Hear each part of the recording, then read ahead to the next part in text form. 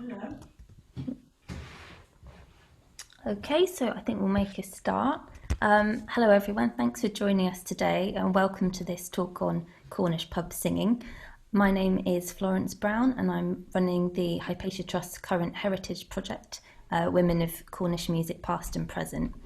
Obviously, originally we planned to hold this talk live locally in Penzance, but now we've got the hang of Zoom. We're really pleased to be able to offer it online and see people attending from beyond Cornwall today too. So welcome to all of you.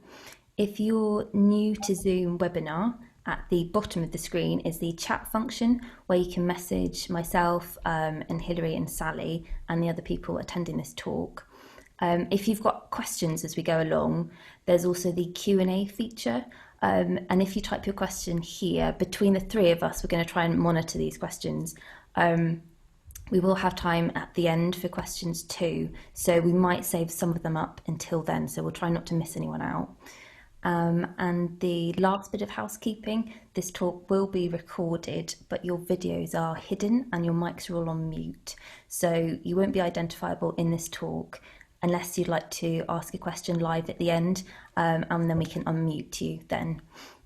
So I think I'll hand over now to Hilary and Sally, and I'm going to disappear behind the scenes, and I hope you all enjoy. Great. Thank you very much, Florence. That's lovely. Welcome to everybody who's out there. It feels very strange. We can't see you. Normally, we've got a nice room of people that we can wave at and have a giggle with. But yeah, we'll wave anyway. um, and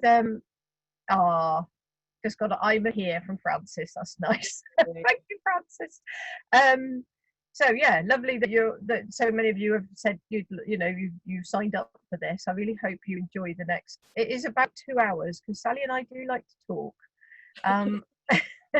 However, it will be punctuated with a bit of singing, and I hope that you've managed to all get the song words and printed them off, and they're all in the order that the songs will appear in the talk. So do sing along if you want to. Yeah, so it was really interesting for us to look at our pub project, our adventures in a different light, angled on women specifically. To begin with, I thought, well, I'm not really sure how much there'll be because it is such a male-dominated tradition. But really, it was very surprising to both of us how much there was, wasn't there, Sally? Yeah, definitely. Anyway, so I thought we'd crack off with just looking at this photo that you can see in front. Oh, I hope you can. Anyway, there's the cover of our book, Shout Kernow, and the lovely circle of men, and then below is the actual photo that it came from. And as you can see, there are women in this photo, and it was funny because a few people have actually said to me, it's a shame you didn't have women on the cover of the book. And isn't it ironic that the women that were there were cut off because of artistic reasons, and the shape of the book. But the other significant thing that it says is the women are there, but they're on the edges, and that's kind of what we found in a lot of situations. So just to kind of explain the project a little bit before we go on into the whole angle from the women's point of view. I basically returned from Australia in 2011, and I wanted to produce more books of Cornish music. I'd done a few songbooks that had come out of a project I'd done with Francis Bennett to do with children's songs. But I approached Clive Bootle of the publisher Francis Bootle, who did produce our book, and he actually said, this was 2011, and he said he questioned what kind of Cornish book would sell, and I gave him a sort of list of ideas I'd got, and he felt that the pub songs and carols were the most obvious place to begin.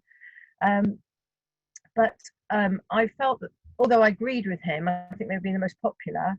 I was a bit worried because it's such a living tradition, the pub songs.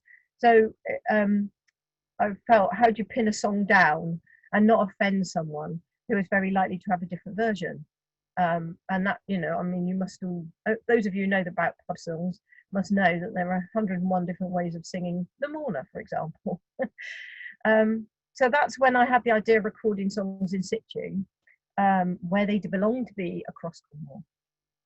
I wanted to show that all sorts of people were singing these songs in many different ways, in many different, for many different reasons, and in many lovely pubs. And I felt pubs were very special places. You know, it's a real shame that so many are closing rapidly, and this COVID has accelerated that situation. And I had fond memories as a teenager. I gazed through the windows of the Queen's Head in Albaston, that's up in East Cornwall, and the Tamer at Cowstock. And I just thought they looked like warm, sociable places. And I could hear singing as well. And I could see the men closing their eyes in bliss to harmonies of songs like Cadgwith or whatever. And, you know, I just thought it was a great place to be. And I suddenly realised now, I was thinking, oh yeah, it was men, wasn't it? It wasn't actually women. So were the women there? And I can't really remember. So that's kind of what I wanted to do anyway, and spoke to Sally about it.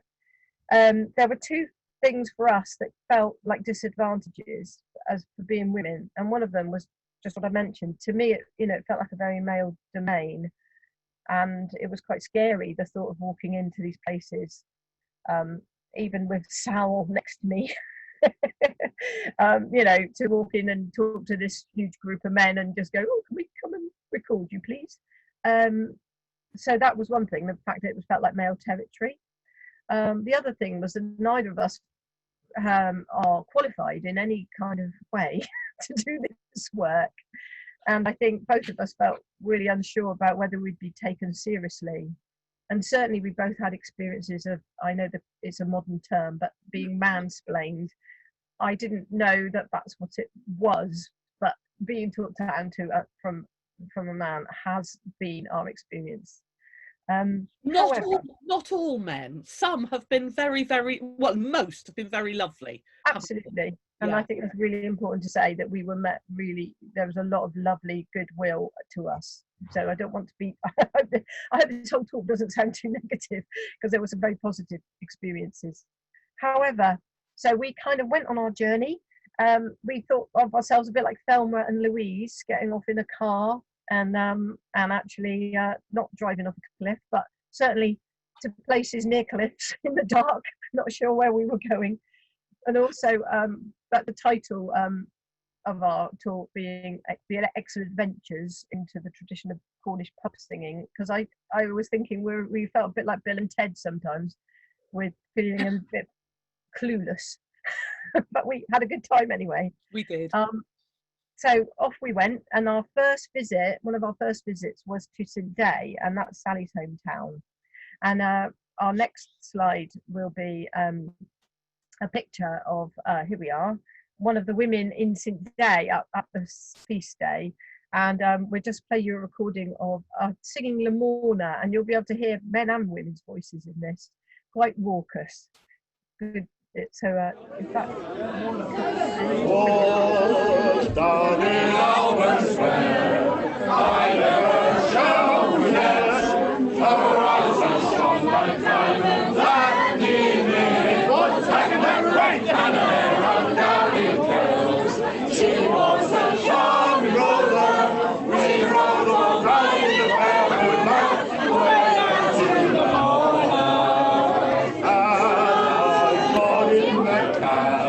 I asked her for her name, and when she gave it to me, oh, mine it was the same. So I lifted up her veil, for her face was covered over. To my surprise, it was my wife, going down to the Moor. To down in our square, I never shall forget. Her eyes that shone like diamonds, and evening it was, pushing her right down the hair, and down it goes. She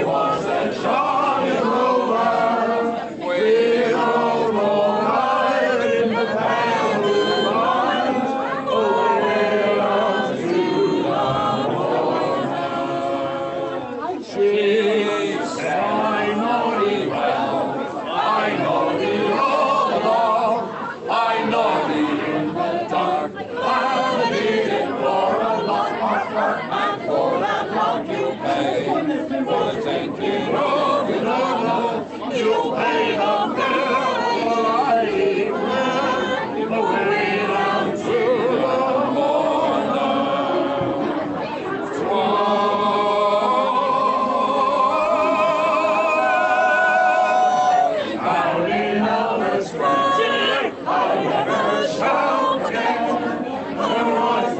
Like diamonds, and evening it was wet, wet, wet, and her hair had burning curls. She was a charming lover. We rode all night in the Kernow bars, away down to the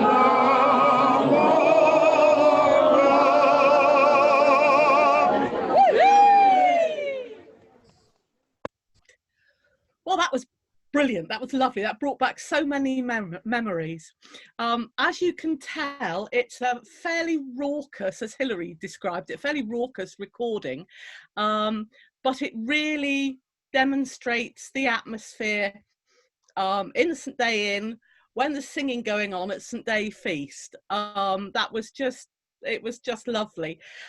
We really, the recordings we used for the book, we wanted to demonstrate how it really was, so that is perhaps the most raucous one. That wonderful face there is a friend of mine, Mo, and to me that epitomises the joy that men and women can have when they're singing and singing together and singing in harmony, and I absolutely love that photo. As Hilary said, we recorded this at St Day Feast, and the first year that we, at the very beginning of our tour, St Day Feast is my home. St Day is my hometown, and St Day Feast is the most important day of the year for us. And it was very strange this year not to be able to celebrate it. There is very much a feeling of women being on the edges of this whole pub song tradition. Most of the time, certainly in the more traditional areas, you have men singing, and if there are women involved, they do tend to be literally on the edges and singing in. But Mo there, you can see, is really going for it, and she won't let any man push her out. We had a rather lovely encounter with the gentleman you could probably, the tenor you could hear in that recording really well, a man called Dave who lives locally, and he said, I've sung for 40 years with Holman Climax, and before that too. I remember when the chapel people would stand outside and listen to the music inside, then would join in and would sound far better. Sometimes as women, we can very much feel that we're on the outside and looking in, as Hilary did, standing outside the pub and looking in. That's becoming less of a necessity today. I think women, as women, we really are able to push ourselves forward figuratively and literally. And this has to be a good thing. A shout, a traditional shout, is hopefully a way that we can do this, that we can perhaps initially stand on the outskirts of the circle and sing away, and once we know the tunes, the harmonies, the words, we can begin to infiltrate, get into the centre there, like my lovely friend Mo. With a shout, you've got no membership fees, no auditions, so anyone can belong. You can, as a man or a woman, you can join in, maybe initially on the outside, but you can work your way in. Hilary spoke a little bit about the disadvantages of being a woman, but there are also a lot of advantages to being a woman. I think in a male-dominated area, as a woman, you are not seen as a threat.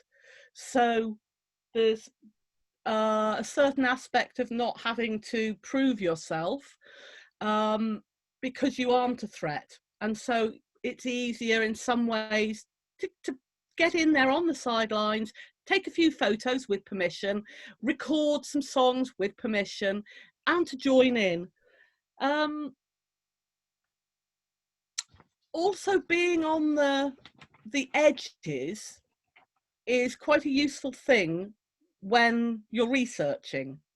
While the singing is going on, you can have some very interesting conversations with usually the ladies, but not always, around the edges. And a lot of these women are real holders of knowledge and tradition. They're often related to the men that are singing there. The men are their husbands, brothers, fathers, sons, and the women are there, albeit a little bit on the sidelines, but they've been around all this time. They have been there, they've heard the songs, they know the traditions, they know all those people. They can tell you some quite interesting stories about some of them as well, which is rather fun. Hilary, would you like to read us a little bit about what one of these lovely ladies told us? Yeah, Kath Matthews was a lovely friend of mine from down west, and she was in the ladies committee of the Mousehole Male Voice Choir, and so she's sitting at the side, and Sally recorded her, and I just thought I'll just read out literally what Sally had transcribed from her talking. So here we go. Mousehole Male Voice Choir used to go do Lamorna and all those songs, and Johnny Barber songs. Charlie Gregory, who lives down Lelant, used to sing with St Ives Minstrels, now sings with the Hale Choir. Hamilton Hawken is 1901, was in the St Ives Singers and still sings in the Bedreavy Singers round the pubs. He lives in Cardiff Bay. Hamilton and Charlie both used to sing at the Engine. They sang all the old carols. John Harry, he's a bard, does Cornish dialect, knows all about the old carols. He's the organist at Paul. Pitch and Tut, he pitches up songs. His father used to be the choir conductor years ago. He was in the choir as a teenager. Then he left and went to Four Lanes for a while. Then he came back to Mousehole. So that's kind of one big long stream of amazing facts that this woman, was there. So they know all these things, which is a really great, yeah. So that was the advantage, as Sally was saying. An example of the next slide is actually an example of the women around the edges at St Just Feast. Can we have the next slide? Cool. Here we are. Do you want to say a bit about that, Sal?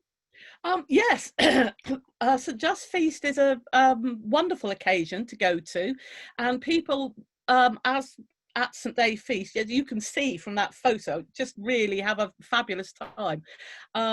I loved that particular area of the room. There were a couple of men sitting there, mostly women, but my God, they were joining in. They might not have been in the centre of the room, but they were absolutely joining in. They were having tremendous fun. They knew the songs and they sang the songs. This was the same occasion as the photo that we started this with, and is on the cover of Shout Kernow. That was in the centre of the what's it called, the Commercial Inn.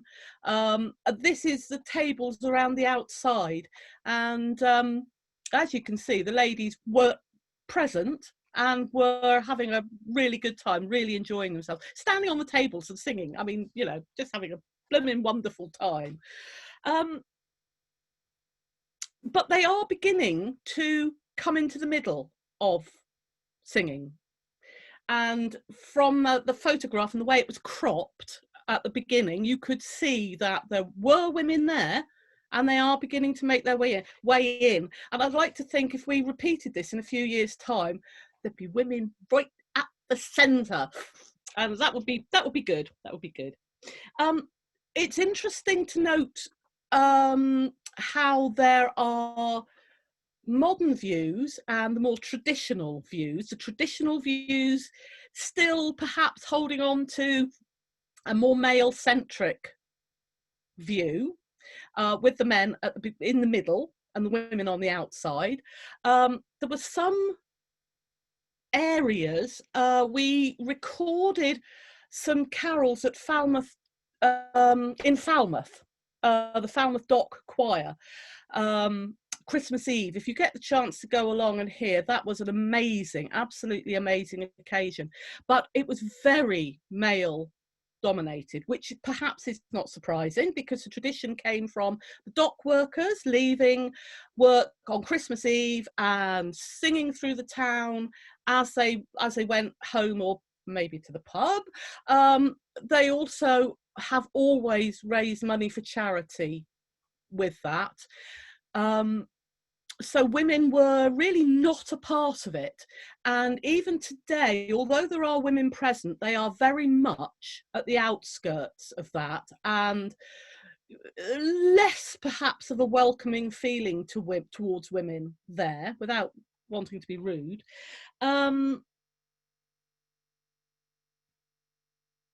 Bodmin riding was an interesting one. Bodmin riding is sorry, not Bodmin riding, Bodmin wassail.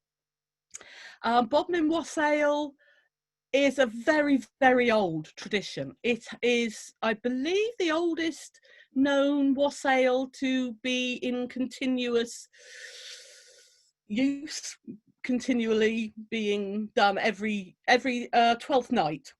And that is another wonderful tradition that Hilary and I managed to go and join in with. There are a group of wassailers, all men, dressed in sort of mock finery with top hats and evening jackets and bow ties and so forth. And they go house to house. It's not an orchard wassail, which is more commonly known. It's a town wassail where they go house to house and toast the householders as they go. Lots and lots of singing, which is absolutely brilliant, why we went along. I asked asked our contact at Bodmin Wassail how he felt and how he thought the other wassailers would feel about the inclusion of women. He said that in the past they had some women involved. They haven't presently. He felt that the current wassailers are probably split about 50-50 as to whether they would welcome women or not. But he said, and I found this really interesting and heartening, he said that the decision whether women would be involved in the future or not is not down to the individual wassailers, but would be down to the people of the town. And if the people of the town wanted women to be more involved, then that would naturally happen. And that if they didn't want the women, then they wouldn't be invited into the houses, and so it wouldn't happen. So hopefully, as we progress and we become more accepting of gender and race and so on and so forth, women will become more involved. He did say that they had some women involved in the past, but it didn't go down very well, so they were dropped.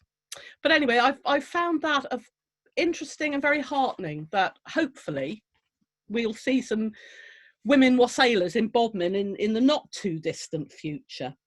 I think that brings up, to me, that brings up this dichotomy of tradition versus modernity, and that, you know, if traditionally it was for men to sing, should women be part of it? Because then it's not traditional, and there's some tension there, isn't there? That we've encountered, and you know, being women, I don't really like that old tradition, but equally I feel very respectful of it as well. So it's in my own mind I have a tension about it. But we had some modern examples of traditions, didn't we, Sal? I think the next slide is this is a modern tradition. Do you want to yes. That one, this is the lovely Rosie Fearick. at Coteal Wassail, which she was instrumental in starting up. So there we have a woman absolutely at the forefront of starting a new tradition. We went up to Coteal to witness the wassail. It's a fairly new tradition. I believe Rosie wrote the wassail song and tune about perhaps 20 years ago, and they have permission to wassail the trees in the old and new orchards at Coteal House.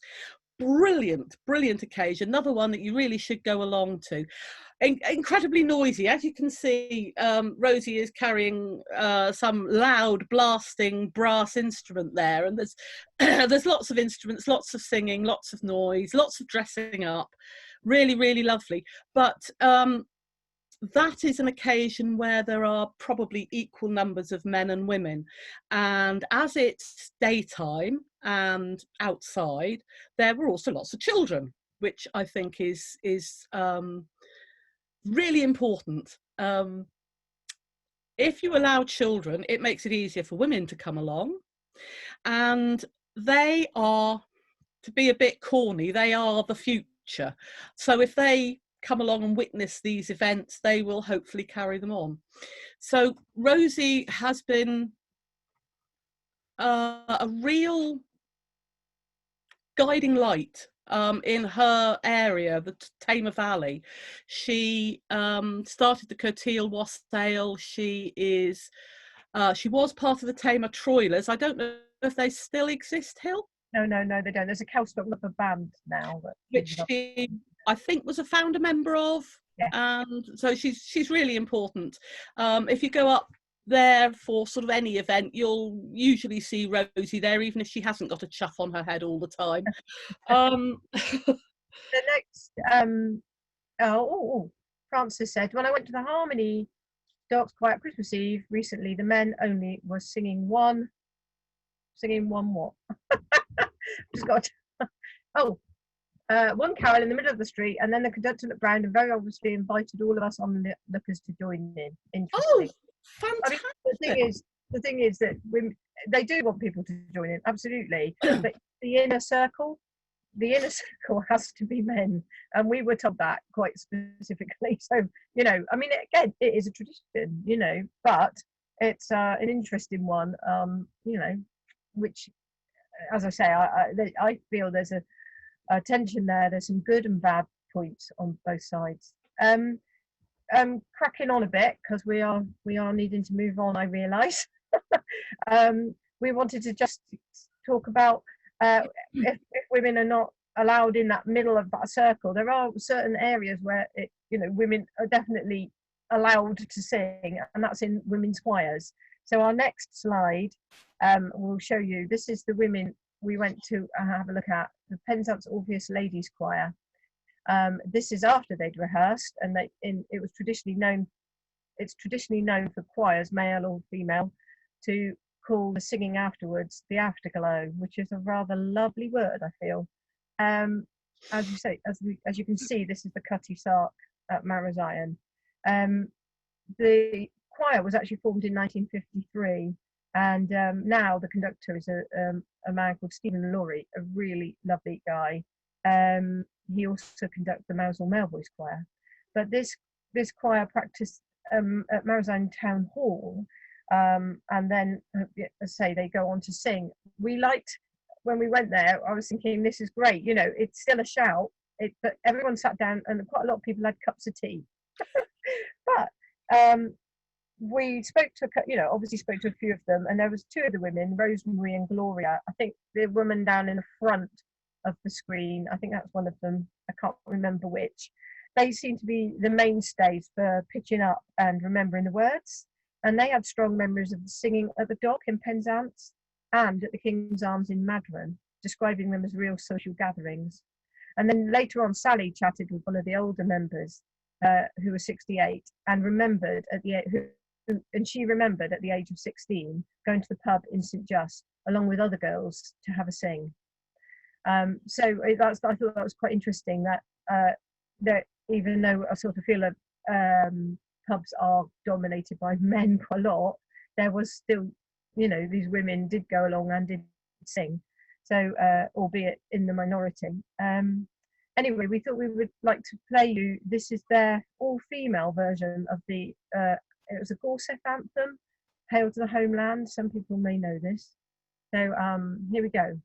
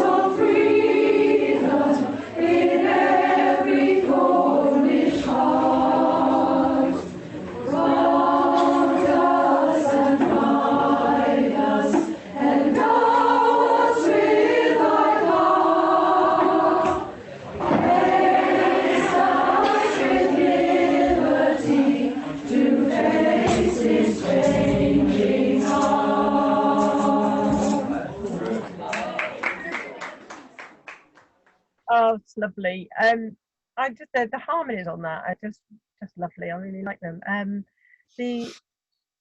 think people tend to think of women as slightly more prim and proper than men, but these women, there was definitely a very naughty corner, and in the lines, let firm hands fondle the boulders of Tren Crom. What a line that is. And, and of course, there's a lot of giggling from these women, I can assure you. So the idea I was just saying about the women going into the pub having a sing, you know, a way back, and there is quite a lot of evidence that women sang informally together at their work, and in particular as bell maidens at their mines. You know, there's lots and lots of references. Lynn Mayers, who's done a book all about bell maidens, fantastic amount of research, really interesting. She's got a lovely quote in her book, and I'm just going to read this quote to you. Most of the 19th century reports describe the women and girls singing hymns. They may have sung together, they may have sung other work songs which have not been recorded or handed down. And in his book, Cornish Saints and Sinners, J. Henry Harris observes, the bell maidens work on the dressing floors. It's just part of the business to sing. And more hymns are sung over Cornish tin than over all the rest of the minerals raised in the world. One girl starts singing and the rest join in. And very sweet singing it is when heard in the open. The surface men catch on, and there's just sweet harmony whilst the stamps are dancing and the bob is going up and down, pumping out water. That's a rather tranquil, beautiful image of mine workings. But yeah, these women definitely did sing, and what was interesting there is that they mentioned how many hymns they were. There's lots of references to hymns, and that is one area that it seemed, you know, it was very socially acceptable for women to sing hymns. Sal, do you want to? Yes. Back in the good old days when women really weren't welcome in the pub at all, and then perhaps they could go in with their husbands, so they weren't able to join in the singing in the pub. A little bit of singing at work, like Hilary just said, which would be fantastic. And I'm sure that women would be singing in their everyday lives, singing to their children, singing as they wash the dishes and cook the pasties and all the rest. But a way that women could legitimately still be seen as decent, upstanding, good Christian women, and sing, they could and would sing at church and chapel. I can remember my mother telling me that her mother loved singing. Both sides of my family loved singing, and my maternal grandmother loved singing. She was C of E, she was Church of England, but she sang in the chapel choir because they had better hymns, which I love that story. So women could certainly sing in chapel choirs, and they were, for the most part, mixed voice, which is interesting. So the very male orientated singing that perhaps some of us are used to thinking of as traditional isn't the only tradition. We do have that lovely mixed voice church and chapel choir tradition. I think probably the chapels were better known for singing than the churches.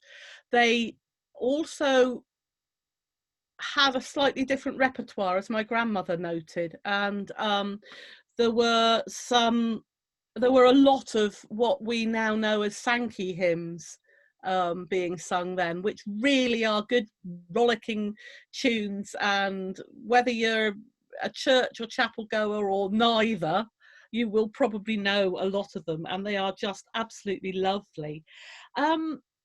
I think this is going to lead us very nicely to our next tune, which is Only Remembered, which we heard at the Golden Lion Folk Club at Stithians, and sung by these two lovely ladies, Rowena and Sylvia, who are 2/3 of a group called Thorn and Roses, these two being roses. Thorn and Roses don't exist anymore. Oh, do they not? No, but Okay. they've been singing, the two of them been singing together since the 1960s, haven't they? And Yes. I just apologise for a slightly unflattering photo of them.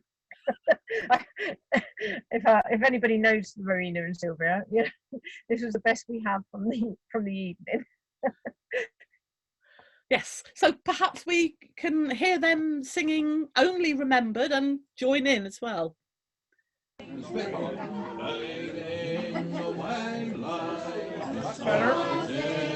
the morning, losing their light in the glorious sun. Thus will we pass from this life and its toiling. Only remember for what we have done.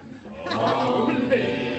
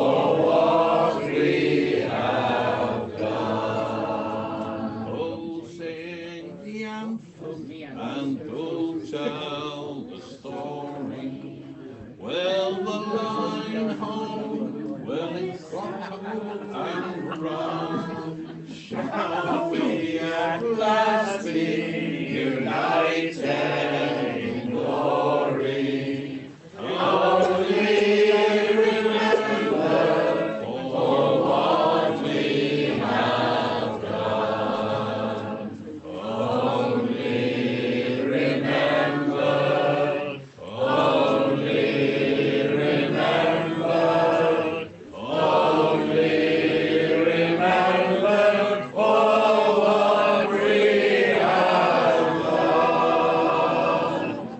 Shall we at last be united in glory? Only remember for what we have done. Only remember, only remember,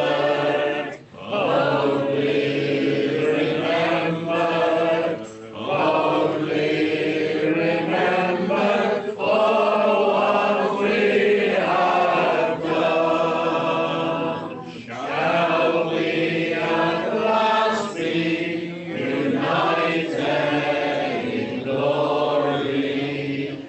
Only remember for what we have done. Wonderful, wonderful. Great.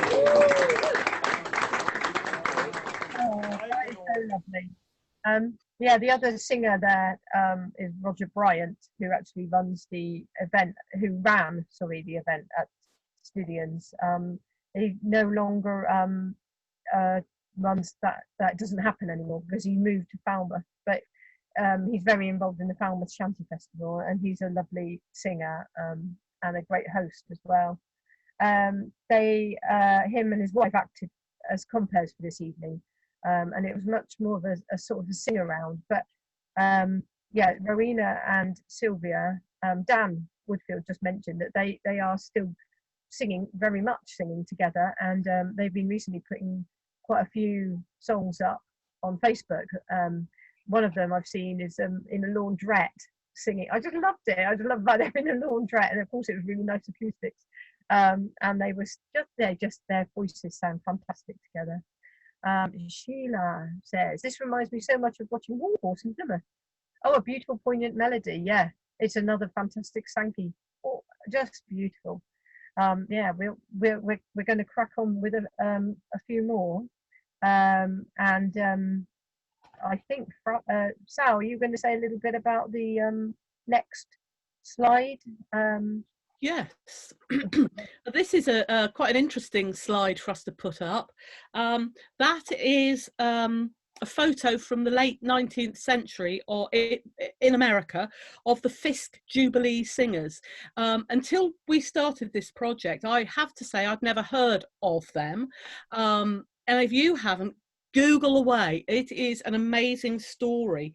In 1873, the book called The Jubilee Singers and Their Campaign for $20,000 was first published. This book contains a number of songs still sung in Cornwall, including Lily of the Valley, which we'll be singing next.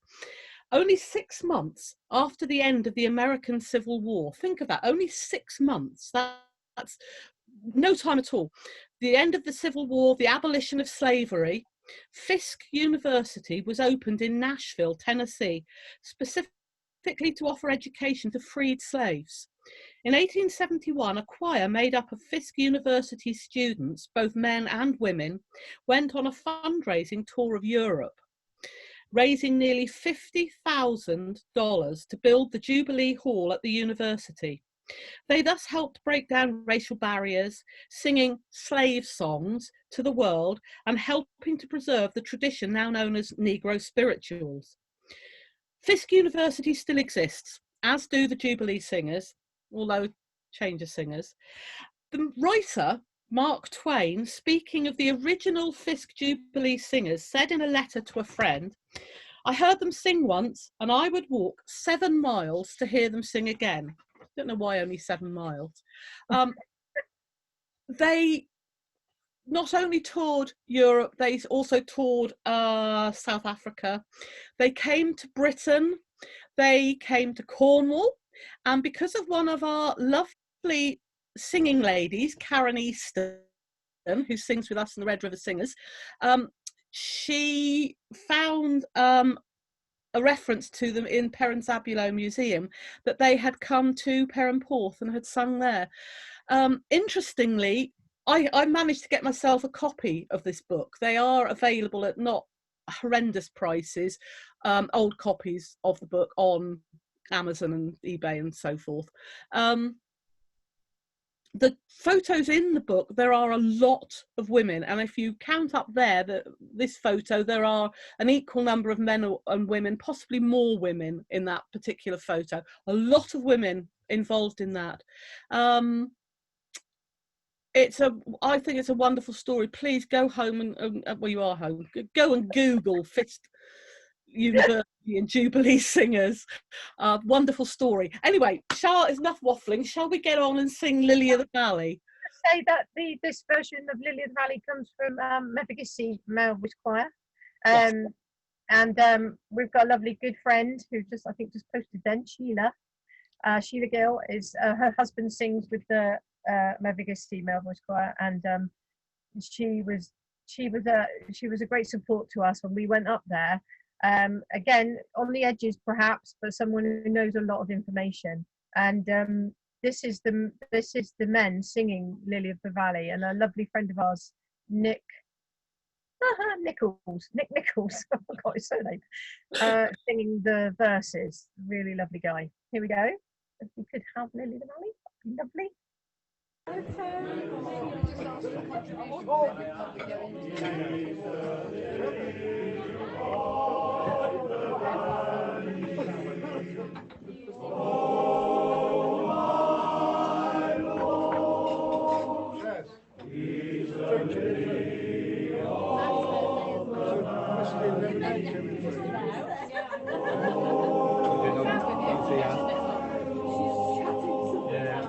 King Jesus in a chariot rides.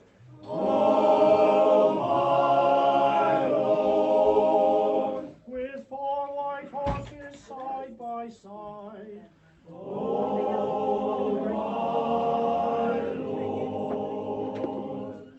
he's the lily of the valley.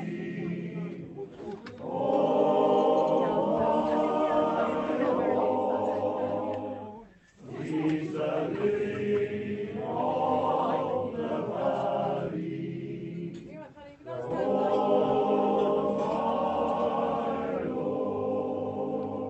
what kind of shoes are those you wear? Oh, my Lord, that you can ride upon the air. Oh, my Lord, he's the lily of the valley. Oh, my Lord, he's the lily of the valley.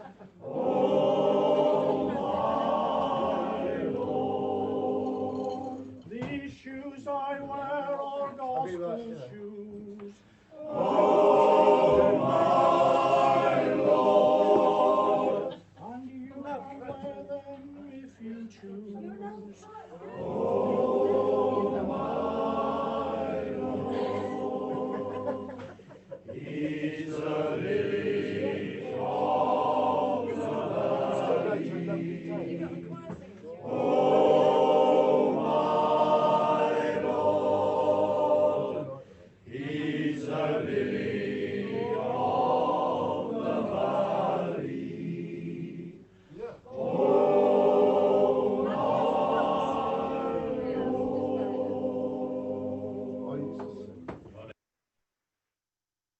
Oh, that was lovely. It just goes to show, you can hear people talking all the way through that, and it's to me that's an example of how normal singing in the pub is for some people. That it's like, oh yeah, they're just singing Lily of the Valley, that's nothing special, you know. And it's like, wow, you know, we have tradition right under our feet and we don't always notice it, you know.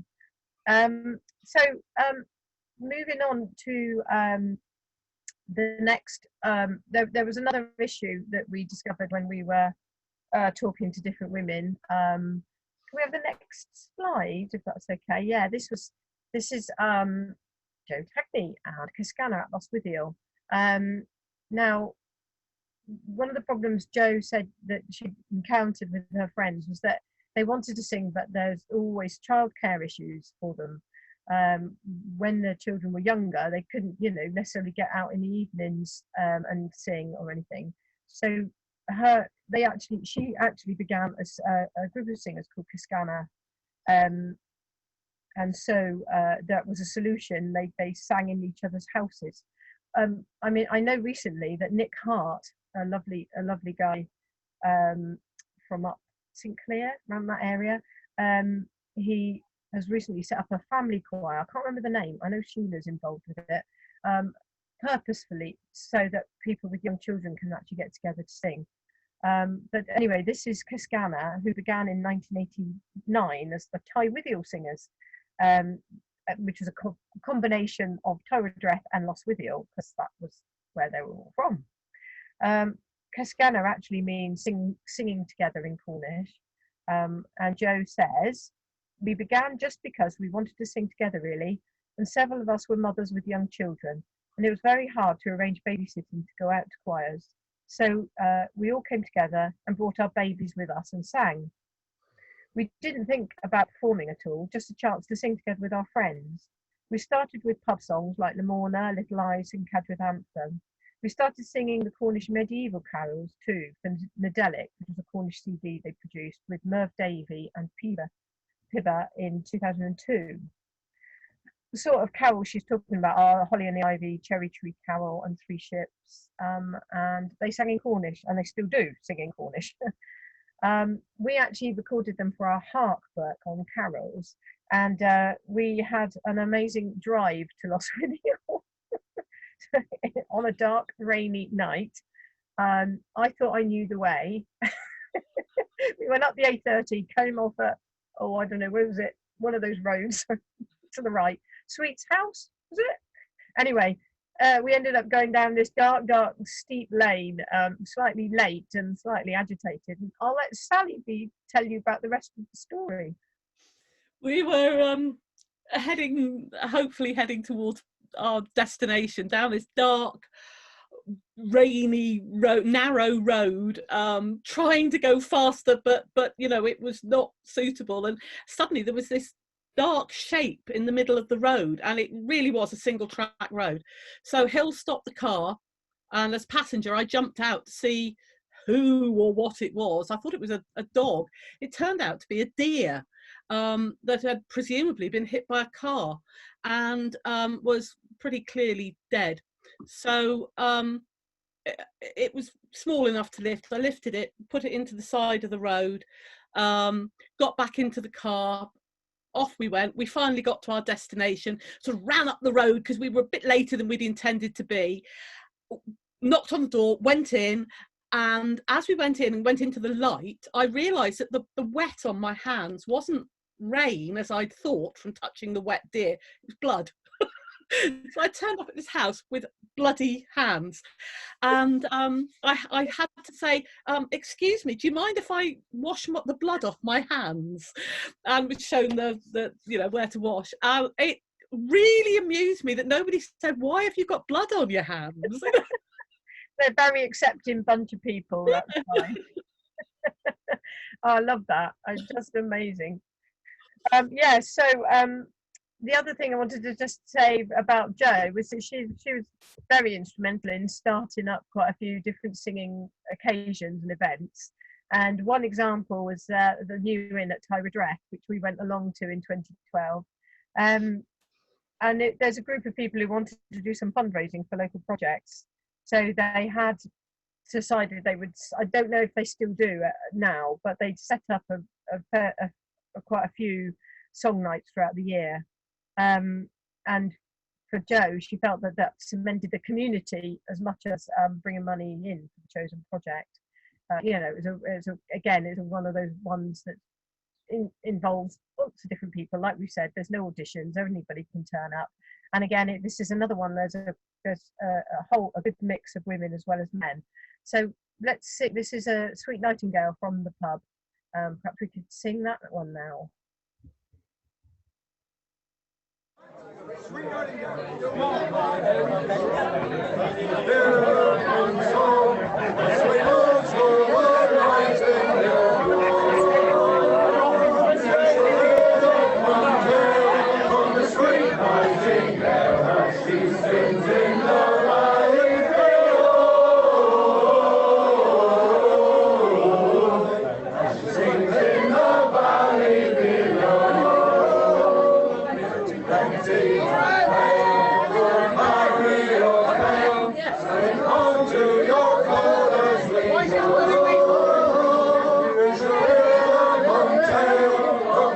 nightingale, she sings in the valley below. She sings in the valley below.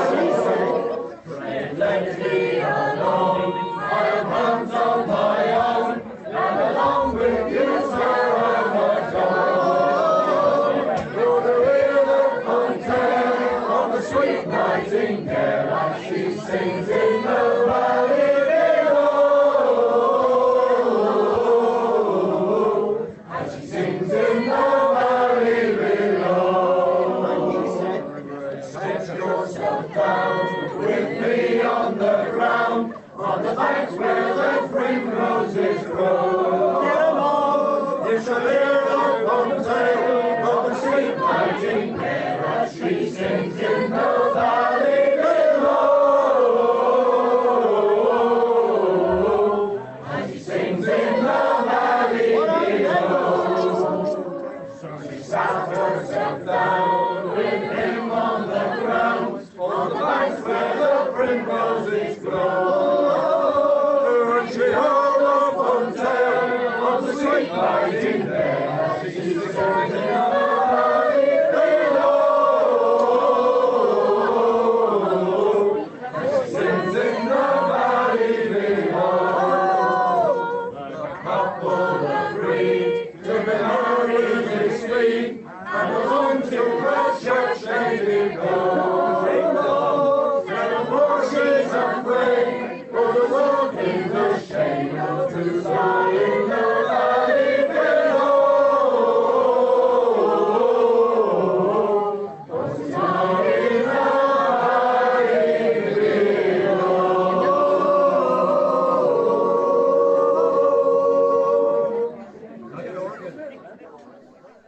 Oh, very tuneful. I did probably after several pints, that one. I forgot to say that Jo Tackey is the third one in from the right in the red. So just in case you don't know her, you ought to, because she's a lovely lady. Okay, Sal, do you want to talk about the next? Yes, absolutely.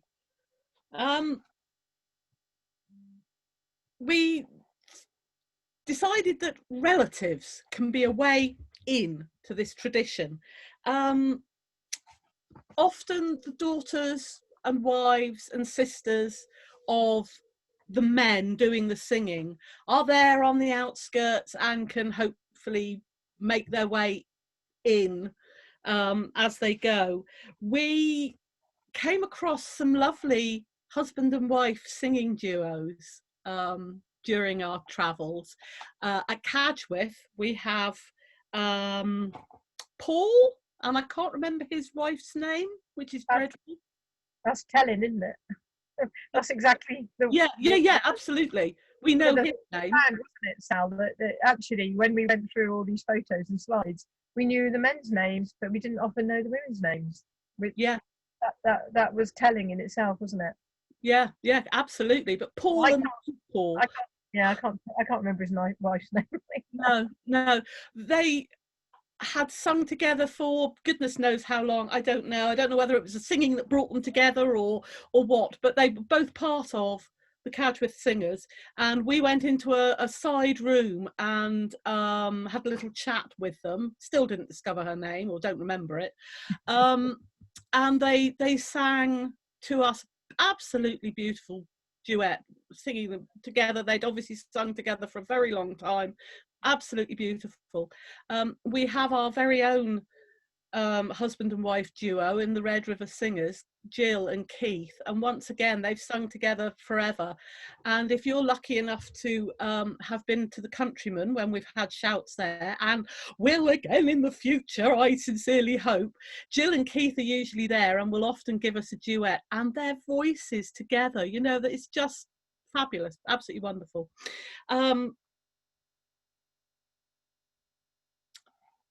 Interestingly, Hilary and I have similar stories in that close male relatives have sort of got us into this singing world. In Hill's case, it's her twin brother Will. Hill, I don't know if you've got anything specific you'd like to say. I think for me it's just that I felt like I could follow him in, you know. He's big and quite loud, and it was kind of like I could follow in his wake, literally. And I think when I look back, I started to think about this, that women, it seemed to be that the women we met were relatives of well-known other singers, and I was thinking, how did I start singing? And I remembered actually it was like going in with my brother into a pub gave me the courage.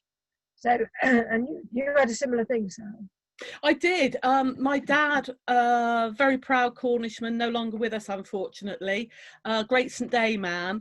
In my childhood, we lived in Boscastle in North Cornwall, but Dad's family were all in St Day, and every Christmas we'd come down to St Day to see the relatives, exchange presents and so forth, and Dad would time these visits for when the local boys would be singing carols out and about and in the pub and so forth. And I can remember going along with him, being quite little, holding his hand and standing and listening to these carols with only male voices, but you could feel the power of those bass voices here, and that really introduced me to Cornish singing, carols in particular, the good old Redruth carols, my favourites ever. So yeah, for Hilary, her brother, for me, my dad really brought us into singing. Both of us have singing mothers, but it's different. Or at the time, I mean, my mum sang with the East Cornwall Choir, and her singing was quite formal, and my dad's was quite informal. And you know, I think that's an interesting aspect of it as well, that meant yeah, it was like the men that gave me a way in, really. I always said that my mum helped me to actually sing, and my dad taught me the love of singing. It's kind of the way I think of it. Anyway, sorry, Sal. Yeah, no, that's great. Yeah. But it leads us on to the next slide that we have up. This is Joy Mundy and Gail Lyons, who sing with the Inn Singers at Mullion, and the gentleman in the photo there as well, Eddie Mundy, is Joy's husband, deceased husband, and Gail's stepfather. Eddie Mundy is still remembered well in the area as being one of the mainstays of the singing. He was a fisherman, great pub singer, but his wife and stepdaughter have followed in his footsteps and now sing with the Inn Singers at Mullion. The next song we're going to sing is Fisherman and His Child, which is one of probably the lesser known songs that we included in the book. It's absolutely beautiful. It's a really lovely song. It is interestingly known somewhere in the north of England. I can't remember where, but it's it's a local anthem there, but it's not nationally well known at all. It has quite an interesting history. It was written by Charles White, an American, published in 1879. And we think it's become particularly well known in West Cornwall through early male voice choirs, because it was being included in some of those earlier books. Today it's very much associated in Cornwall with both Mullion and Cadgwith, both on the Lizard there. And if you've read the words and when you sing it in a moment, you'll realise that the words are so Victorian tragedy and very sad, and you won't have a dry eye at the end of it. Obviously these words would have resonated with Cornish fishermen who did and still do face danger daily. Shall we get on and sing it? The fisherman and his little child went sailing o'er the sea, when a storm blew up and the boat was wrecked. No human soul could save. He cried to his child, but he answered him not. He raised his tiny head. He cried in despair, "Thy will be done." The child he loved was dead. It was the voice of our God that they heard as they sank in the deep. Come to me, I love thee, and thy precious soul I'll keep. Come to me, I love thee, and thy precious soul I'll keep. The patient mother stood alone. He tried to save his child. He battled the waves with all human power, and the wind was howling wide. The patient mother cried alone, "Oh God, it cannot be, for in yonder mist I see them still, bearing white sails I see." It was the voice of our God that they heard as they sank in the deep. Come to me, I love thee, and thy precious soul I'll keep. Come to me, I love thee, and thy precious soul I'll keep. For in yonder mist I see them still, bearing white sails I see.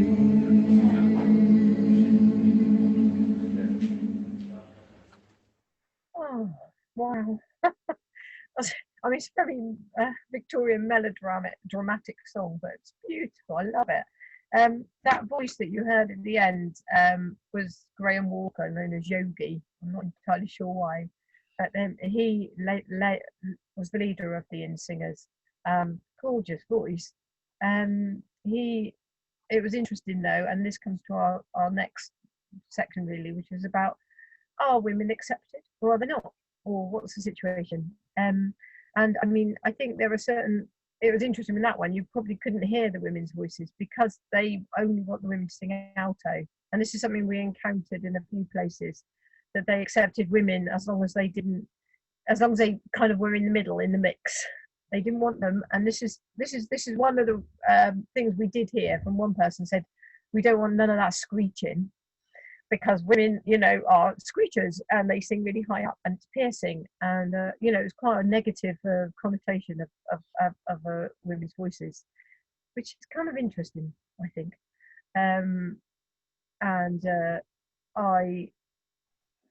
Our experience was that some were grudging, some groups, and some were averse, but some were quite welcoming. And again, it comes back to me to that whole idea of tradition. Now, some people got so used to hearing male voices that's what became the norm and what became traditional. Whereas that song actually was probably arranged 4 parts, like a lot of the carols as well. They're arranged as Sally mentioned. They are actually arranged as 4-part harmony with sopranos, tenors, altos, and basses. So it's kind of an interesting thing. But having said that, to hear only men singing together is gorgeous. And actually, as in Hail to the Homeland earlier on, I think hearing women's voices are lovely too. And there's a place for them to be mixed. So I just think some of the traditions, it's important to challenge them, but it doesn't mean that they have to disappear altogether, is how I feel, I suppose. One example of something, for me, Cadgwith was always kind of like the yardstick I measured shouts or singing in the pub by. Cadgwith was one of the first places that did a recording in the 70s, I think, and we had been down to visit them and way back then, and that seemed like that the absolute typical shout, wonderful. And there are many well-known male characters involved in the Cadgwith singers. Perhaps we could just go on to the next slide. Because this, oh no, we missed one. Can we go back step? I don't know how we've done that. Oh no, I'm very sorry. Please accept my apologies. I realise there is one in between. Sorry, if you do go back to that one that you just showed us from St. Giles, that's lovely, thank you. I missed that one out. I wanted to show this one because this is the one that we said St. Just Feast, where we took the cover photo and we had women right on the edges. Here, there's an example of a woman right in the middle. And if you look, all the women, well, not all of them, but a lot of the men are looking at her and quite positively. She is leading, I think. And I think this is something we saw as well, that women sometimes were given a very special place. They sang their song. They had a song that they sang. And this is an example, and I think the men are backing her up, and they'd be very supportive. They'd be, yeah, great, well done, maid, and all that, which is slightly different to the women actually leading it and, being in the core, if you like. But still, look at that. It's a great picture in there. I love that. There's so many people singing. So anyway, sorry, moving on to Cadgwith again. I jumped. This is, so we sort of talked about Cadgwith being the typical shout for me, and that there were many men that were sort of became legends or famous for their singing, and one of them was Hartley Tripp, and this is Anne, the photo of Anne, Hartley's daughter. There were Fuller and Hartley were in the 50s, did some singing at Cadgwith, and oh yes, they've all also been recorded by Peter Kennedy back then. The choir, the Cadgwith singers started in the 1920s from a fisherman's choir. When we went to record them, the core were David Muirhead, or Tatty, Martin Ellis, Nutty. I love it. They've all got names. It's brilliant. But but what I realised when we did go to record them in 2012 was that there was quite a strong woman presence, and I was really surprised and pleased. And as you can see, the women on the right are fantastic. I love this picture. Those are the spoons that they use for the restaurant, you know, food. Anyway, we were all standing there and they'd suddenly grabbed these spoons. We went, what are they doing? And then they all started up to do Ron Ron, and they all were doing this sort of backing vocals. It was really, really funny. And, you know, everybody was laughing. It was a really great, something they obviously have been doing for quite a while. So we've got Anne, who was a mainstay from way back, and then these newer women singers that are getting involved. And I think in this next recording, you'll hear a real mix of men and women's voices from Cadgwith. And obviously you have to have the Cadgwith anthem if you're from the Cadgwith singers. So perhaps we could have a listen to that now, if that's okay. Fill up your glasses and let us be merry. For to roam and to plunder, it is our intent. As we roam through the valleys, where the lilies and the roses, and the beauty of Kashmir drooping its head, then away.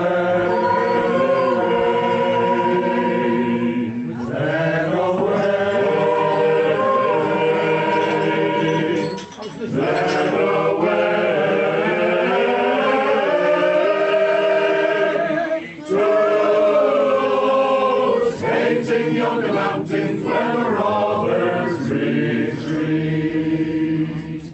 Hark in the distance, those footsteps approaching. Stand, stand and deliver, it is our watch cry. As we roam through the valleys, where the lilies and the roses, and the beauty of Kashmir lay drooping its head, then away, then away, then away, to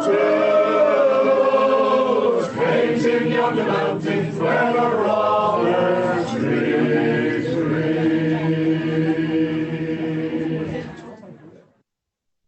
There. Now you only get 2 verses at Cadgwith.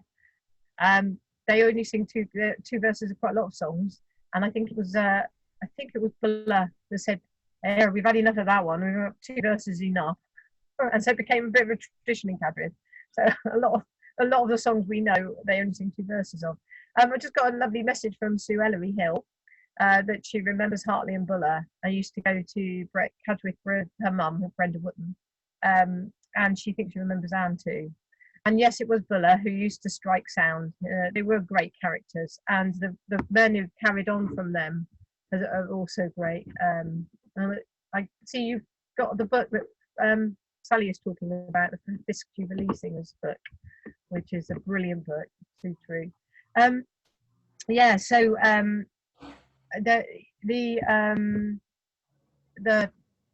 was going to say what you could hear there was Martin Ellis in Nutty. He's the one with the real bass voice, which is fab. But then you've got these women singing then away up above, and I just think that's a great, a lovely example of how the women and men's voices can blend. Should we move on to the next slide, Sal? Yeah, happily. This shows a couple of photos that we took when we were at the Golden Lion Menherian at Stithians for the folk club. For the Shout Kernow book, most of the places we went to were shouts. This was a folk club, which is different. Well, I think they didn't really call it a folk club. I think it's slightly different even to a folk club style, in that it was more what they call a sing around. Right. Somewhere halfway between. They didn't have a stage or anything, did they? That's So true. they Yeah. they all gathered informally, but then Roger Bryant was kind of like the MC and kind of told people, would you like to sing, would you like to sing, kind of thing, wasn't it? It was a bit like that. Yes, it was, absolutely. But quite different to a shout. They were seated around a table and basically took it in turns to suggest or start a song. We've already heard from Rowena and Sylvia earlier on singing Only Remembered, which was just lovely. This lady in the photograph here, Lynn Cheval, she gave us a beautiful rendition of The Old Grey Duck. She sang it gently, very gently, as a lullaby, and interestingly, that's how I first heard it sung like that, as a child living up in Boscastle. Now, I don't know whether I heard it, why I don't remember how I came to hear it. I sort of remember my dad singing it, but I'm not sure. But more often now, it tends to be sung a little more raucously, a little bit more upbeat. But Lynn sang it beautifully, gently. She was a very lovely lady to meet. She had experience in folk clubs, despite what Hilary says. No, she actually sang in folk clubs, Bodmin folk clubs specifically during the 1970s. But this song, she said that she remembered singing as a child. Her father sang it to her as a lullaby, this beautiful, gentle version. She said that as children, they were always singing. If the car engine was going, they were singing. They would sing in the car wherever they went. The night that we heard Lynn singing this was the first time she had sung publicly for over 30 years. So it was rather a nice thing for us. She had been coerced in a nice way by Rowena and Sylvia that we met earlier to sing something, and she sang this in the way that she remembered her father singing it. So shall we get on and sing The Old Grey Duck? The old grey duck, she stole her nest and laid out in the field. And when the young ones they came forth, they had no tails nor bills. They had no tails nor bills. They had no tails nor bills. And when the young ones they came forth, they had no tails nor bills. 2 eggs was addled and 1 was broke, and they withdrawed away. The young ones could nor jump nor swim, they all died that same day. They all died that same day. They all died that same day. The young ones could nor jump nor swim, they all died that same day. And they that were unsaddled nor broke, they didn't know what to do. They didn't even have the sense to jaw their shells right through. To jaw their shells right through. To jaw their shells right through. They didn't even have the sense to jaw their shells right through.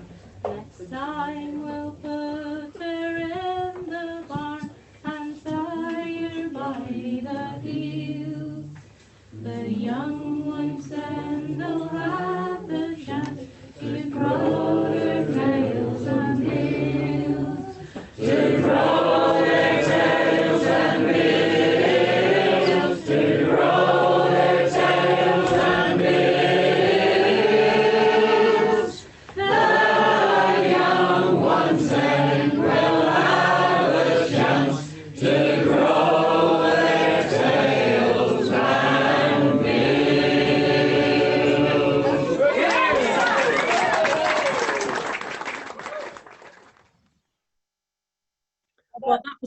was lovely. Isn't that lovely? I mean, I love the fact that there was, you know, that she hadn't sung for so long, and there was that real encouragement, you know, from response from the other people. And I think the thing about folk clubs, even as I said, this isn't actually a folk club, this is more like a sing around. But I think traditionally, folk clubs have sprung up from quite a socialist kind of background about, you know, class rather than regional originally, and therefore I think they were you know, they could be more accepted in places for women to be there and to sing. And I think that's true, that, you know, that everyone there at this pub was, you know, everyone had sort of an equal footing in terms of engaging in a song or two. Yeah, so I think the Old Grey Duck reminds me of Brenda Wootton, actually, funnily enough. Well, she sang it, I think I mean, Sue will corroborate, but I think pretty sure she sang it in that lovely lilting way as well. Whereas I heard it, probably because I used to row, and I remember the rowing club singers singing it very raucously. So it's a very different song. But Sal, yeah, do you want to say a little bit about Brenda? Yes. You having said that, it was quite possibly Brenda, a recording of Brenda that maybe I'd heard, and so I knew it that way. Anyway, the wonderful, wonderful Brenda Wootton. Hilary and I were both lucky enough to have seen her when she was still with us. We have her daughter Sue with us today, and I'm sure all of you know Brenda. That photograph at the top is Brenda singing with Richard Gendel, who they were quite a partnership for quite a long time, and he wrote a lot of songs for her, wrote words and music for her. He was quite a linguist. He spoke English, Cornish, Breton, French. I don't know. He spoke a lot of languages, and Sue, can I just say, Sue's added, he wrote over 400 songs for her over 10 to 15 years. Look at that. He's unbelievable, isn't it? Yeah, that is really, thank you, Sue. That is absolutely incredible. So some of the songs that you perhaps remember her singing were written by him. I've lost my thread now, sorry. Sorry, love. No, that's absolutely fine. Oh, I know what I was going to say, yes. I'll just read a little bit that I've got written down here, and hopefully I'll get my thread back. As a girl, Brenda sang in community halls and the like throughout West Cornwall. She became a bard at the Cornish Gorseth in 1977 at 9 Maidens, and she took the name Gwilyn Gwarthus, or Seagull of Newlyn, which I think is a humorous take on her absolutely beautiful soprano singing voice. She certainly wasn't a screeching seagull in any way at all. Can I just interrupt and say that this project, the Women of Cornish Music, Sue Ellery Hill has been doing some lovely research into the singer, other women Cornish singers, such as Fanny Moody and plenty of others, and they're often likened to birds: nightingales, thrushes, linnets. So I love the fact that Brenda, in a twist of humour, just called herself an old seagull. You know, it's just lovely. That just sums up her humour, I think. And she certainly did have a sense of humour. She wrote a number of humorous ditties. I've got another interjection. Sorry. Oh yeah. She just said she used to do a full-on, full-blooded seagull cry at the drop of a hat. Brilliant. I'd love to have heard that. Yeah, she wrote a number of poems and ditties and the like, humorous, and Sue has published a book of these, of which I've got a copy, and there, if you can get hold of it, it's wonderful. It really is wonderful. Brenda is just a star.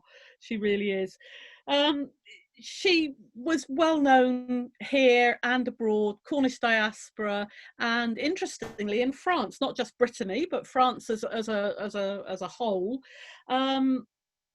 She was known as La Grande Cornoise, and she believe it or not, sang to packed houses in Paris, whereas in the greater UK, she's probably not known, which is bizarre. She's an absolute star in Cornwall.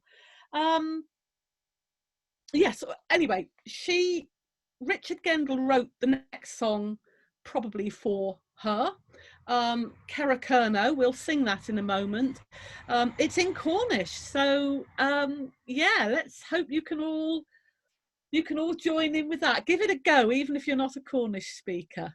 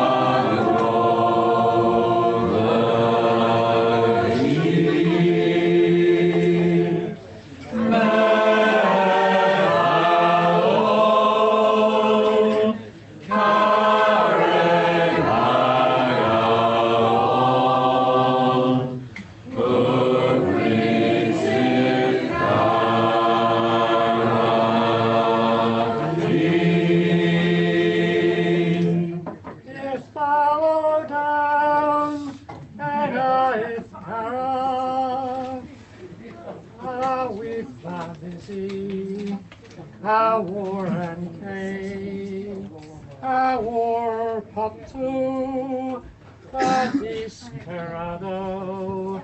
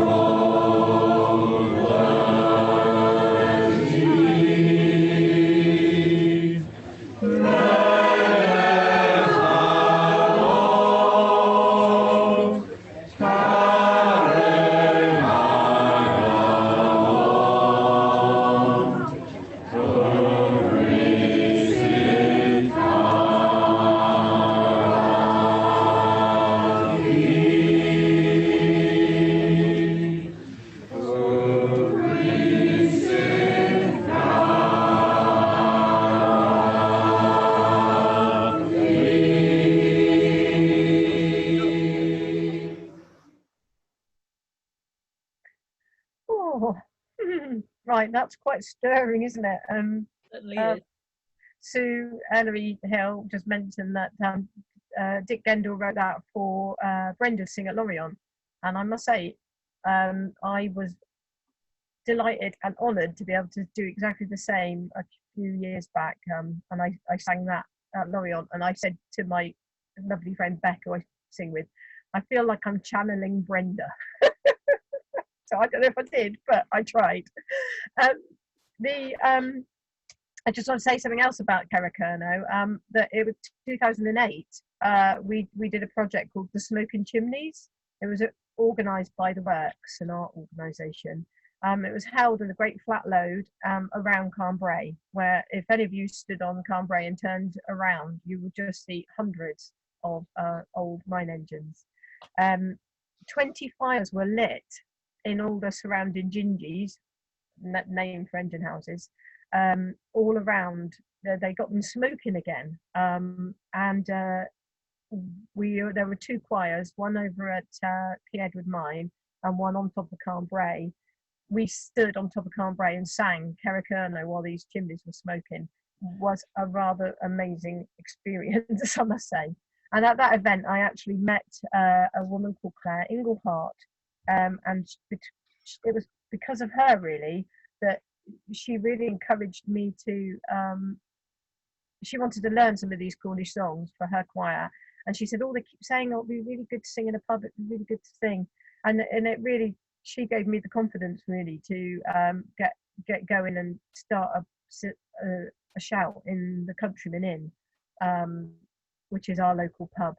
And her and I ran it together for a little while. And the photo you can see there, I just think is a really good example. I mean, that was also recording for the Countrymen, and you could hear the bass voices, one of which was my dad, which is why it's a bit poignant, because he is getting so old he feels he can't sing anymore. So I'm so glad we've got a recording of him. He's there on the left, looking quite animated. But if you can have a look, you can see how many women there are involved in that. And I think some of those women are listening today. I can see Frances behind Sally. And you know, as you can hear from that song, it's normal for women, for our group, for women to take some of the verses as well. So it was a chance for everybody to shine, really. I think it was Sally singing that chorus, wasn't it? The verse that time, wasn't it? Anyway, Claire had been quite inspired by hearing a male voice choir singing in a pub in East Cornwall, and she started the Inglehart Singers in 2006. So her and I, as I said, we started the singing at the Countryman in 2012, around the same time, I think. And the landlord, Nick Lake, has been there since 1984. He's still there, and he is such a great guy for just wanting things to happen in his pub and loving the old traditional stuff. And we talked to him about the importance of pubs, and he said pubs have been networking for 300 years or more. I love the idea, you know, this rather modern idea, networking, but actually that's what the pubs do. They bring people together and allow people to communicate. And so it's interesting, you know, there's myself and Claire both keen on kind of getting shouts going, and that's been taken on one step further. Pip Wright from down Penzance wanted to start a shout as well, and she called it Shout West. And so she had a monthly sing down in Penzance itself. Of course, the lockdown meant that all pub singing had to stop. I mean, what worse places could there be for spreading the virus? You get very friendly with each other.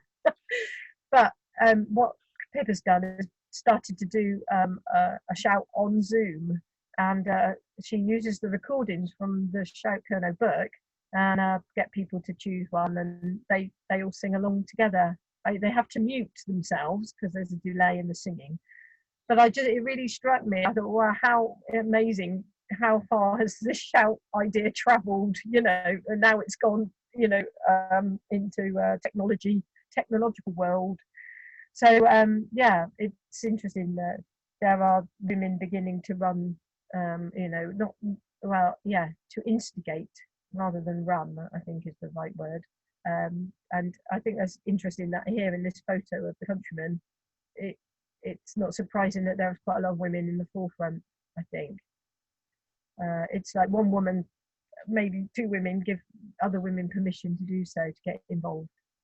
So, Sal, do you want to say a bit more about our next book? Yes.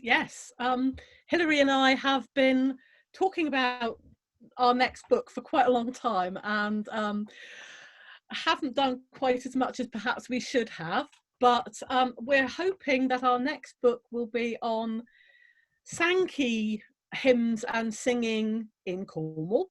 For those of you that don't know, Ira Sankey was an American evangelist preacher, and he and Dwight Moody went around the United States, but also came to Britain and evangelized. They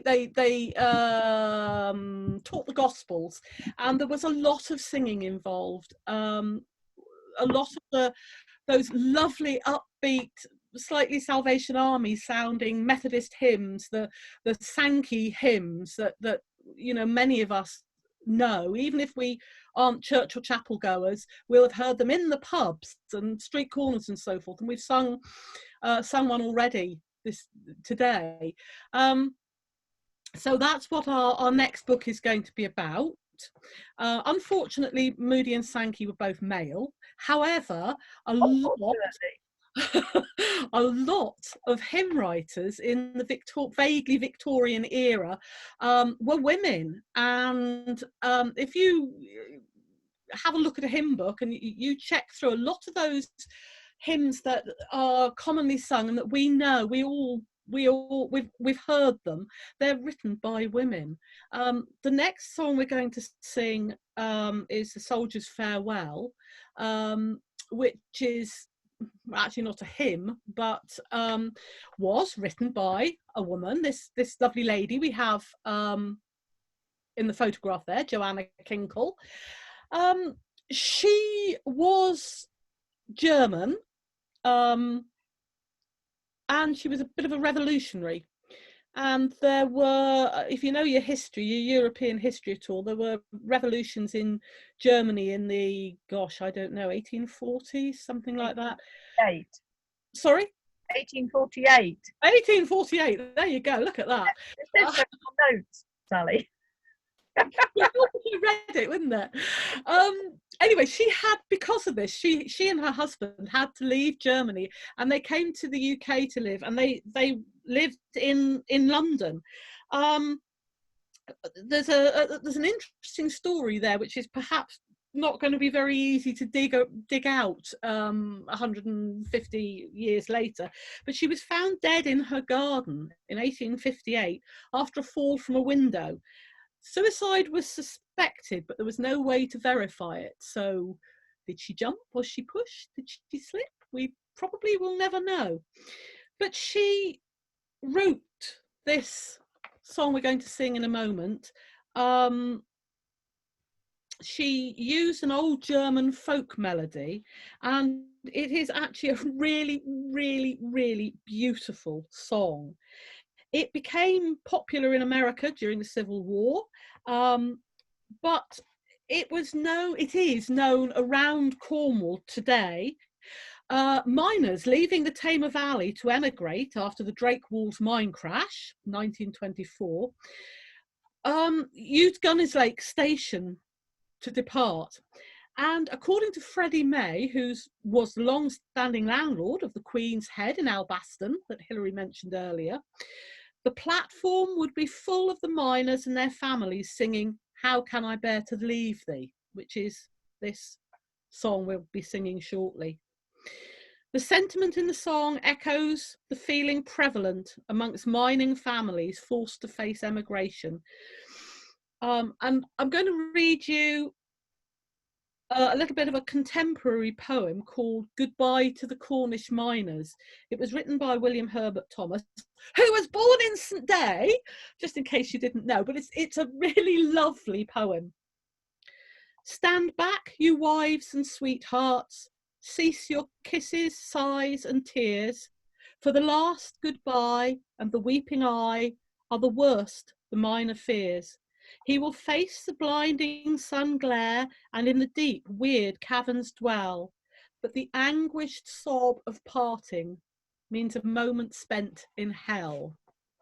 And I think that bit Victorian again, but would really resonate with those whose families were split apart by having to look for work across the world. Today we've got Zoom, we've got mobile phones, we've got text, we've got emails, we've got a million ways to keep in touch constantly. Then, you know, it would be a letter which would take months to arrive if it did. This song is also well known in Padstow. Padstow May Day. I'm sure you all know about Obios and May Day. And sometime around 1920, when the the Blue Os, the Peace Os, as he was called, and probably still is, he came about. This song was introduced to sing farewell and good night as they put the Os to bed at the end of the celebrations. It is a beautiful song, and Hilary and I, well, the version we're going to hear now, we recorded as we left the Isles of Scilly. You can see the photograph there on screen, taken from the Selonian, looking back onto the pier, and it was absolutely wonderful. Hilary and I had been there to record. We'd had an amazing weekend. This was a gig racing championships in September, October, and as we left, all the Selonian singers are on the pier, everybody on the Selonian singing to each other as we pull away, and when we play this in a moment, you will hear the wind, and I think you can actually hear the Selonian boo horn going. But briefly, before we go on to sing that, you can see a photograph of a Victorian lady with dark glasses on, Fanny Crosby. She was an amazing hymn writer. A lot of the chapel and Sankey hymns that are well known today, she wrote. I don't think I've got it written down. Hilary, can you remember how many? No. How many hymns she wrote? She wrote hundreds. She wrote hundreds of. She was Dick Gendel in a previous life, I think. She was amazing.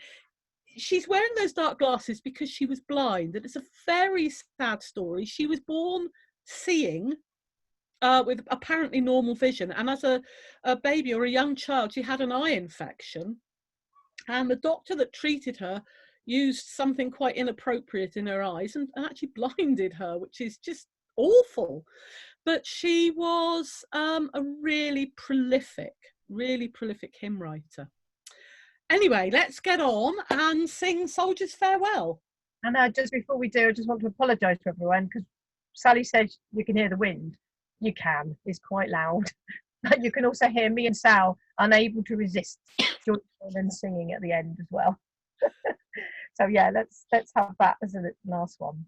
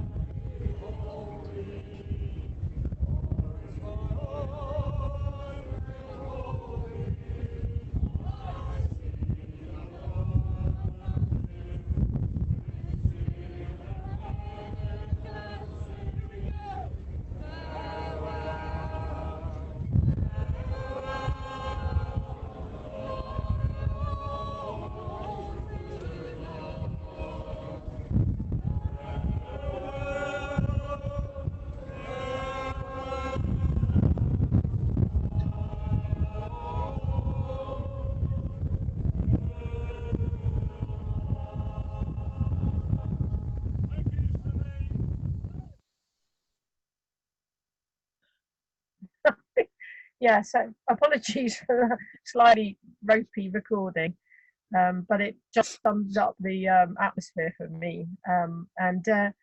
So we'd just like to sum up really at the end of that and really say it's a delight for us that there are still pubs are open and are able to create such a space, and that people can come together in those places and they can shine, whatever their gender, whatever their age or their background. And one of our regulars at the Countryman said, beautiful, a real coming together, a bit of Cornwall. And I just think that's all it has, it doesn't matter whether it's men, women, children, whatever, we can all come together. And if people want to sing, I think it's really important that they get to sing regardless. So that's it. Thank you very much, everybody. Here's our page with our two books, Shout Kernow about the pub songs and Hark about the carols. And these are some of the shops where you can get the book from. But obviously you can also get it direct from the publishers. There's an email address there, website address there for those who don't live in Cornwall. Now our shop's open, I think you can.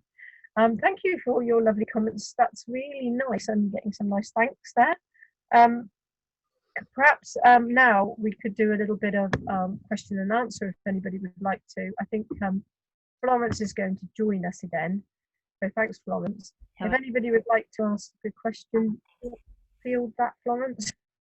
Yep, we had a question in, I noticed, I've now lost the Q&A thing, a question from Deborah earlier, which maybe is quite a good one to cover. Is there a new repertoire emerging to take these traditions forward? Are women creating the songs that our daughters and granddaughters will sing one day? I think that's a lovely question. I think the repertoire is slowly changing, and it is slow. And again, there's this tradition that you don't want to just throw away, but equally you want to build on it, I think. And certainly in the Countryman, what I've always wanted to do is introduce a wider repertoire of songs that have been known in Cornwall. So I suppose my attempt is to introduce more of the folk songs that once were sung in Cornwall that have kind of got forgotten and then not been sung so much. So yeah, bringing those back in has been something I've wanted to do and hope that will get kind of passed around. I don't know. Do you have any thoughts on that one, Sal, about women writing songs? The women writing songs is, I'm not sure. We mentioned Rosie Fearek earlier, who wrote the Cowstock Wassail. I'm not so sure that there's that many women I'm not aware of. But going slightly off tack there, the Cornish repertoire is actually lots of different repertoires in different places, and I think Hilary and I were really keen that we shouldn't try to homogenize what goes on in the different areas of Cornwall. This is really important. And if an area, let's face it, if an area chooses to remain mainly male oriented, then really that's their tradition and that's up to them. let's hope there's some women out there who will be introducing some of their songs for new traditions. But don't think you have to sing everything the same way and sing the same repertoire as they're doing. Make your own tradition. I think the main thing about shouts is that it's about the equality of it, and it's about the that it's that anybody can join in who wants to join in, and a spontaneous way. I've just seen that Francis has mentioned there are songs like the ones I've written. I was just thinking, yes, I have written some songs. It's very true, like the Bow Maiden song and Yes. Turning of the Tide, which is becoming quite well known as well. But there's Alex says, I wrote one. Great, Alex. I don't know what you wrote, but brilliant. And of course, yes, there are other women like Flo and Cass Bennett, Flo McDonald, who are writing songs as well. I mean, obviously there's quite a lot of women writing songs in folk clubs and things like that. But it's whether they come into becoming a common song in the pub song tradition, I guess we're talking about here. Alex has said Buckers of Newlyn. I don't know who the Buckers of Newlyn are. I'm really sorry. Are you women? Are you? If you are, that's great. Yeah, I'd love to know more about that. That's brilliant. We've got a raised hand from Daniel Woodfield. Daniel, if I unmute you, you should be able to ask your question now. Hi, Dan. He's not on. Hello, can you hear me? Yep. I can, yes. I can't hear anybody else now, but I don't know if you can hear me. We can hear you. Okay, I'm getting a nod. Okay. I had an interesting experience recently starting my own community project where I tried to create it as a really inclusive project. And even though I was very much emphasizing this point, I had quite a lot of women ask me, am I allowed to join in? Thinking they were obviously presuming it was a Just for Men project. And I think that for me was really fascinating to witness. And I guess my question leads on to what can we all do as a community who are all interested in singing to promote the equality and promote the inclusivity of not only women, but other people who, we've mentioned about like BAME communities a little bit. So what can we do to promote inclusivity of people who have otherwise not been engaged? Great, that's a really good question, Dan. I think that it's a two-way street. Yes, you can be get the feeling of being excluded as a woman by men, but equally I've got to find. Sorry, can you hear Dan? I'm just seeing the note and so you can't hear anything. Yeah, I guess he would like to hear this bit. But so as a woman, I have had the feeling of not being welcomed. But I've also got to be able to find the courage to ignore those feelings, the feelings. I think it's easy to get into like a victim mode as a woman. I'm speaking very much for myself, and I don't want to generalize, but I know for myself personally that I can feel, it's not fair, you men are all like that, and I can get onto that high horse, but actually it's not very helpful. I've got to kind of know that I've got to work together with men, and men have got to work together with women, and I don't think, when you said how should you encourage it, and I think it's really hard, but just to be welcoming and to smile and to be open, to be kind to people, and to reassure people. And that's maybe the big thing, that it's reassurance that a lot of people need. And I know that women can stand back a lot. I don't want to generalize. I know many men might feel like that too, but it's about having trying to find some courage. And I guess that's why you get women that are connected to men more likely to be involved, because they found a way in. So well done to you, Dan, for your project. I'm so glad that you're trying to make it as inclusive as possible. What brilliant, just great, just great.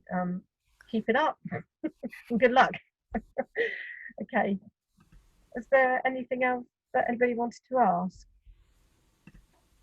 Oh, aha, Alex said she'd written a song called Buckers of Newlyn and she's going to send it to us. That's what it is. Sorry, Brilliant. I understand now, Alex. Brilliant. Thank you, Alex. Have we got any more questions? Anyone else could raise a hand if you find the middle button at the bottom of your screen. But we might be all done. Oh, Daniel's raised a hand again. Yeah. Well, I figured I may as well if nobody else is. That's fine. We spoke a little bit about, you guys spoke a bit about the Jubilee singers. And maybe this isn't the appropriate platform to talk about this, but it's something that's come up for me in my work in jazz a lot, is the idea of culturally appropriating Black and African American music. And it's something which is a very touchy subject because I grew up listening to jazz. So for me, it's very much a part of my upbringing and my musical education. So to be confronted with the idea of that I'm culturally appropriating was a very strange one for me. I think it's what are your thoughts about this notion?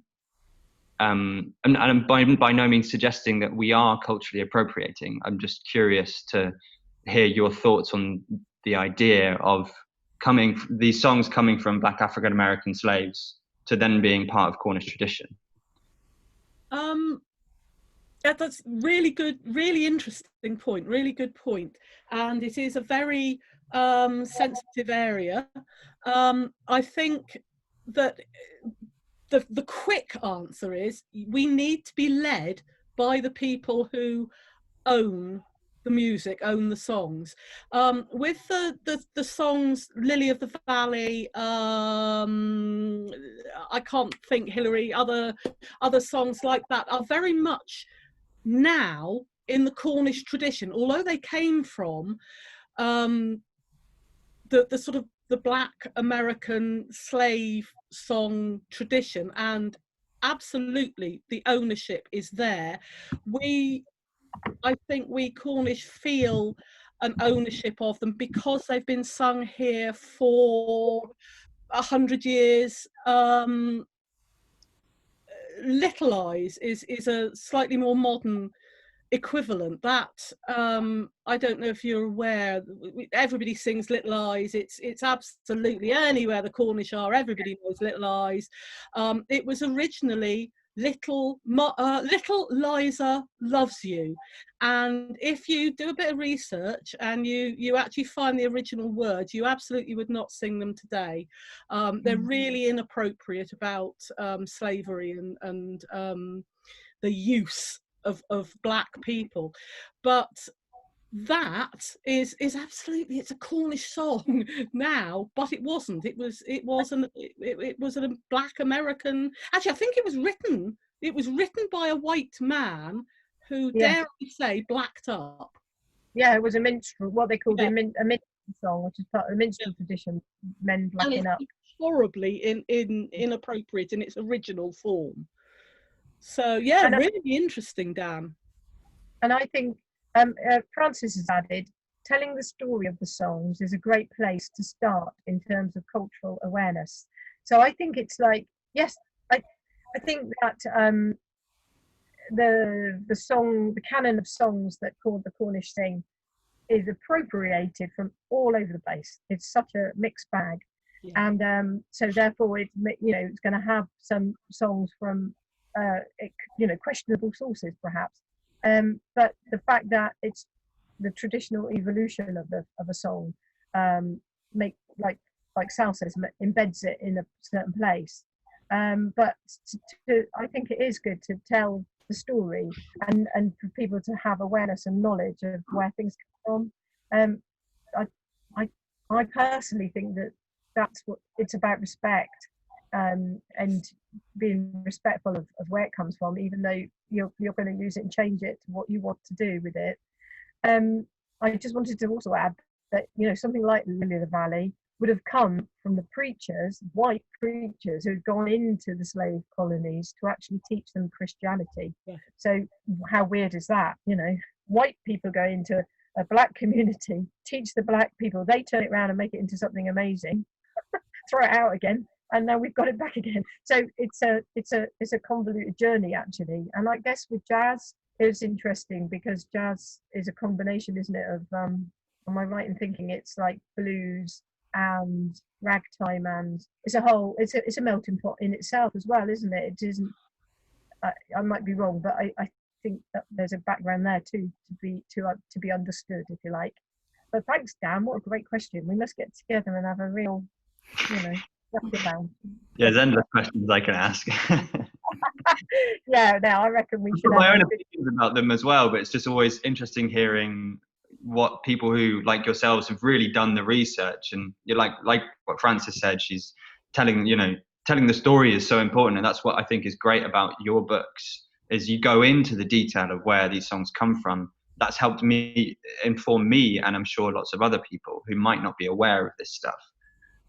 I also like it because it does sort of challenge. There may be people who are singing these songs that are not quite so into equality as we would like, and I think I kind of like that because it kind of challenges people. Actually, did you know this song came from became wondrous because of the black slave trade. You know, whoa, that's quite a thing to get your head around sometimes, isn't it? Oh, I've got a quote from Sue. For me, it is a respectful thing to do, to continue performing songs that are rooted in a culture that has been persecuted, a way of recognising their cultural investment. I don't think they would be upset by their songs being perpetuated in a sympathetic way. So that's a really interesting, absolutely, that's kind of beautifully put, I feel, Sue, and kind of what I wanted to say. It's to do with, as Sue said, it's to do with respect and sympathy and remembering the history of these things, and hopefully it will help us all to be really inclusive. And then, you know, when we sing black songs or white songs, it doesn't matter because we're all flipping humans at the end of the day. They're all human songs, aren't they? You know, it would be really lovely if we didn't need to concentrate on whether it was a black song or a white song. I'm by no means belittling anything that's gone on recently, and you know, I'm getting myself really caught up here. It is a very, very topical question, isn't it? I mean, with the statues being toppled and that, and that, I know people have very strong opinions for against it. You know, and there are parallels. I really get that. Sue just added, generally, in most cases, it's not exploitation, it's enjoyment and appreciation, which is really, in a way, therefore, like she said, it's sort of celebrating those wonderful songs. Yeah.